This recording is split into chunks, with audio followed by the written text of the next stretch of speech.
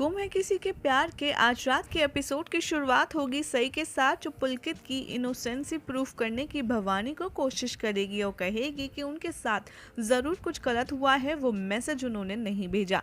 लेकिन यहाँ पर अश्विनी सई के खिलाफ हो जाएगी और उसको चीख कर चिल्ला कर शांत करवा देगी। सई यहाँ पर एक्सप्लेन करने की फिर से कोशिश करती है कि जो टेक्स्ट मैसेज पुलकित के फ़ोन से आया है वो हो सकता है किसी और ने भेजा हो, क्योंकि हो सकता है उनका जो फ़ोन है वो किसी और के हाथ लग गया हो। लेकिन यहाँ बेचारी सई की कोई बात नहीं सुनता। अश्विनी को यहाँ गुस्सा आ जाता है और वो कहती है कि तुम्हें एक बार क्यों समझ नहीं आती है। तुम्हें पता है ना कि विराट ने तुमसे शादी क्यों की थी, और विराट ने तुम्हें क्या वार्निंग दी थी कि अगर तुमने पुलकित और अश्विनी पुलकित और देवी की शादी के बारे में दोबारा से बातचीत करी तो वो तुम्हें इस घर से बाहर निकाल सकता है। सारे सिचुएशन को देखकर सई को बहुत ज़्यादा धक्का लगता है, और जो भी कुछ हो रहा है इस घर में परेशानी का सबब वो सब अश्विनी सई को ही ठहराती है और कहती है कि अब बहुत हो गया, तुम शांत रहो, क्योंकि यही सही होगा।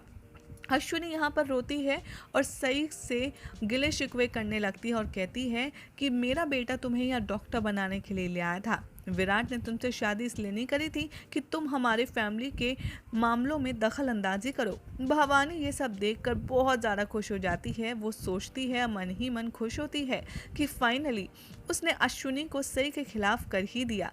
उधर उषा मासी सई को समझाने की कोशिश करेंगी और सई उनके आगे बहुत बुरी तरह से फूट फूट कर रोएगी और कहेगी कि मुझे बहुत ही ज़्यादा बुरा लग रहा है, क्योंकि पुलकित सर की कोई भी गलती नहीं है।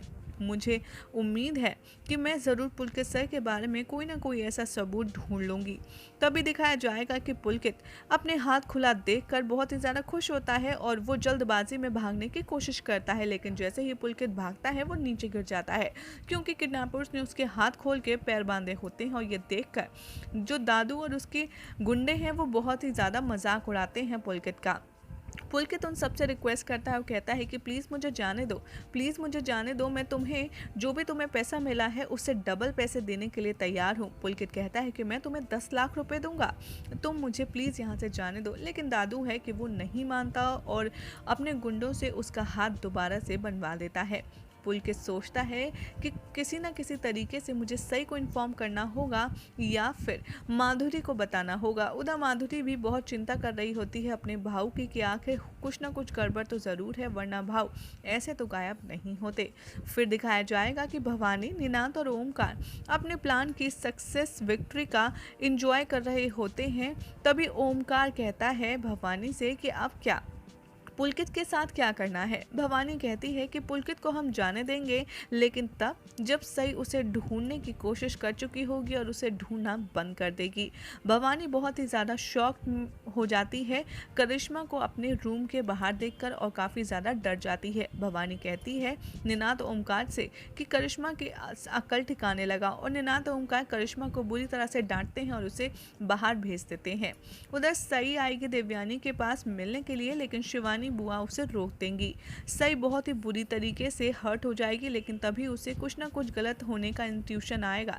सई को तभी अनिकेत का वीडियो कॉल आएगा जो बताएगा कि मैंने अभी यहाँ पर पुलकित सर की कार देखी है जिसे टो किया जा रहा है। सई बहुत शॉक्ड हो जाती है ये सुनकर कि कार 2 दिन से वहीं पर पार्क है। सई उससे रिक्वेस्ट करती है कि तुम जाकर के पूछो ना कि कार को क्यों टो कर रही हैं और पुलकित सर कहाँ हैं। लेकिन जैसे ही अनिकेत ये पूछने की कोशिश करता है उसकी बातों का कोई जवाब नहीं देता, ना ही उसकी बात सुनता है।